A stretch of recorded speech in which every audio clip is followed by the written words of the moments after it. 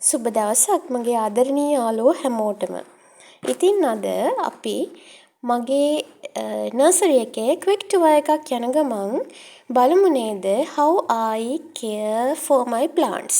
ඔන්න මේ තියෙන්නේ මගේ චූටි මල් කෙල්ලෝ ටික. ඔයාලට ලොකු කරලා දෙන්න හදන චූටි මල් කෙල්ල සෙට් එකක්.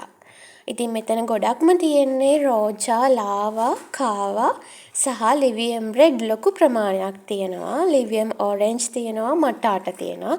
අලුතින්ම ආපු වර්ග සෙට් එක තමයි මෙතන තියෙන්නේ සහ වයලට් ලව් ඇති. වයලට් ලව් තිබුණා මං හිතන්නේ පැල 15ක් 16ක් විතර මෙලෝඩියා තියෙනවා. ඉතින්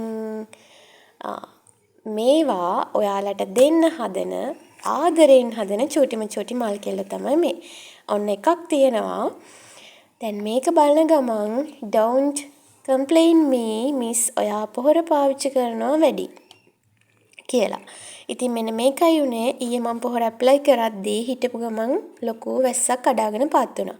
ඊට පස්සේ උනේ මට ඊට උඩින් ලේයර් එකක් දාගන්න බැරි වුණා. ඉතින් ඔන්න ඕක තමයි උනේ. ඒ තියෙන ලිවියම් රෙඩ් කෙල්ලක් ඊට පස්සේ මෙන්න මේක තවත් ලස්සන එක්කෙනෙක් එකත් බ්ලැක් වෙරයිටි එකක් කැමිලියන් රෙඩ් එකක් ඊට පස්සේ රේන්බෝ එකක් තියෙනවා මේක නම් සීඩ් ප්ලාන්ට් එකක් ඒකටත් මම ගොඩක්ම කැමතියි ඔන්න මේ ගමම අපි කතා කරමු සාමාන්‍යයෙන් මම වගාවේ පාවිච්චි කරන ෆර්ටිලයිසර් ගැන එක මිලියන් ෆ්ලවර් වල ඩබල් පෙටල් එකක්. ඉතින් ඔන්න මම පාවිච්චි කරන්නේ ෆර්ටිලයිසර් chart එකකට. ඒ කියන්නේ මාසෙකට හරියන්න ෆර්ටිලයිසර් chart එකක් හදාගෙන තියෙනවා. එතකොට අපිට වරදින්නේ නැහැ. සාමාන්‍යයෙන් මම ඔස්මෝකෝඩ් කියන එක තමයි පාවිච්චි කරේ. K සහ N සහ බැලන්ස් කියන එක. හැබැයි ඔස්මෝකෝඩ් එක අපිට ටිකක් දරන්න අමාරුයි ප්‍රයිස් එක. මොකද අපින් පාරිභෝගිකයා ඉල්ලන්නේ, කස්ටමර් ඉල්ලන්නේ ලාභෙට පැලනේ. ඉතින් අපිට අඩු ගානකට පැලයක් දෙන්න අමාරුයි ඔස්මෝකෝඩ් එක පාවිච්චි කරලා. ඒ නිසා මගේ ආදරණීය හිතවතියකගෙන් මට හමු වුණා එයා ඇප්ලයි කරපු බෙස්ට් රිසල්ට්ස් තියෙන ෆර්ටිලයිසර් එකක් රෙඩ් නෙට් කෝඩ් කියලා. ඉතින් මමත් ඒක ඇප්ලයි කරා. ලෝ බජට් උනාට සේම් රිසල්ට්ස් තියෙනවා.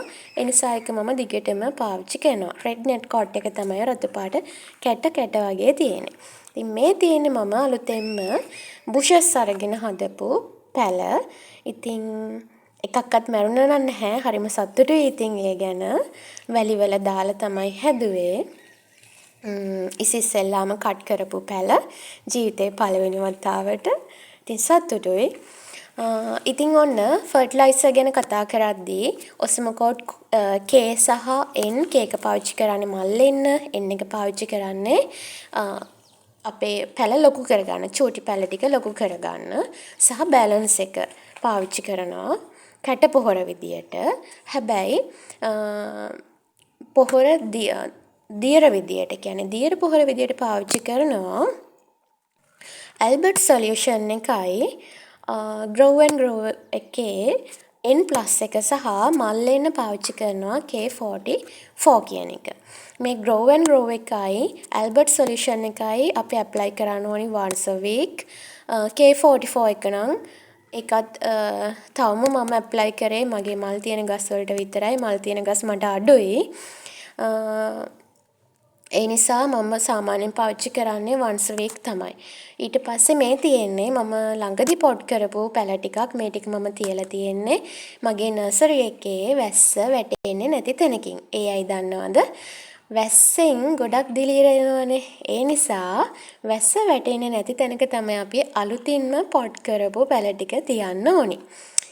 ලෙඩ වලින් බේර ගන්න. ඉතින් ඔන්න ෆර්ටිලයිසර් ගැන කතා කරද්දී ආයෙම ඇල්බර්ට් සොලියුෂන් එක සහ grow and grow එකේ N+ කියන එක දියර පොහොර විදියට පාවිච්චි කරනවා K44 එකට අමතරව සහ අපි පොහොර වලට වැඩිය අපේ අවධානය දෙන්න ඕනි දිලීර නාශක. දිලීර නාශක කොටස් දෙකක් තියෙනවා. එකක් පත්‍ර දිලීර නාශක අනිත් එක පාංශු දිලීර නාශක.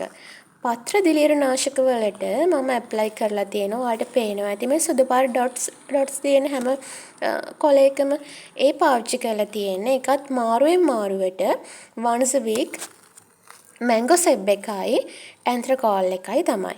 ඊට පස්සේදී අපි පාංශු දිලීර නාශක විදියට මාසෙකට සැරයක් පාවිච්චි කරන්න ඕනි කැප්ටාන් කියන එක. හැබැයි මේ දවස්වල ගම් වතුරෙන් සහ අධික වර්ෂාවෙන් අර ගස්වල කොළ කහපාට වෙලා මුල් තැඹිලා වගේ තියෙනවා නම් ඩැකොනෙල් කියන එක පාවිච්චි කරන්න හොඳයි. හැබැයි ඩැකොනෙල් එක කියන්නේ කැප්ටාන් එකටත් වැඩිය ලොකුවටම සැර කෙමිකල් එකක්. ඒ නිසා ඒක පාවිච්චි කරද්දී ඇප්ලයි කරද්දී ගොඩක් පරිස්සම් වෙන්න. මොකද ඒකේ ආසාදන තත්ත්වයන්, ඒ කියන්නේ අපිට එන ආසාදන තත්ත්වයන් වැඩි. පැලයට නෙමෙයි අපිට එන ආසාදන තත්ත්වයන් වැඩි. ඒ විතරක් නෙමෙයි මම මේකම කියන්න ඕනේ. මොකද මේ මල් ගස් හදන්නේ අපේ ආදරණීය මම වගේම ගැහණු පාර්ශවයනේ. ඉතින් ඔයාලා හැමෝම මේ කෙමිකල් පාවිච්චි කරද්දී ගොඩක් පරිස්සම් වෙන්න. මාස්ක් එකක් දාන්න, බූට්ස් දෙකක් දාන්න සහ ග්ලව්සස් පාවිච්චි කරන්න.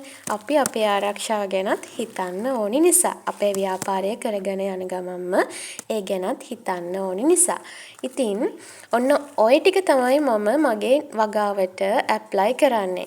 පොහොර විදියට කලින් පාවිච්චි කරා ඔස්මෝකෝඩ් K සහ N. දැන් පාවිච්චි කරන්නේ රෙඩ් නෙට් කෝට් එක. සහ කුඩු විදියට නම් දියර පොහොර විදියට නම් මම තාමත් පාවිච්චි කරනවා Grow and Grow එකේ N+ එක සහ Albert Solution එක. මොකද ඒකෙන් best results ගන්න පුළුවන්. Albert Solution එක එහෙම ගොඩක් හොඳටම results පෙන්වන එකක්. ඉතින් ඔන්න ඔහොම තමයි ඔයාලට හැදෙන මල් කෙල්ලෝ ටික හැදේගෙන යන්නේ. සුබ දවසක්.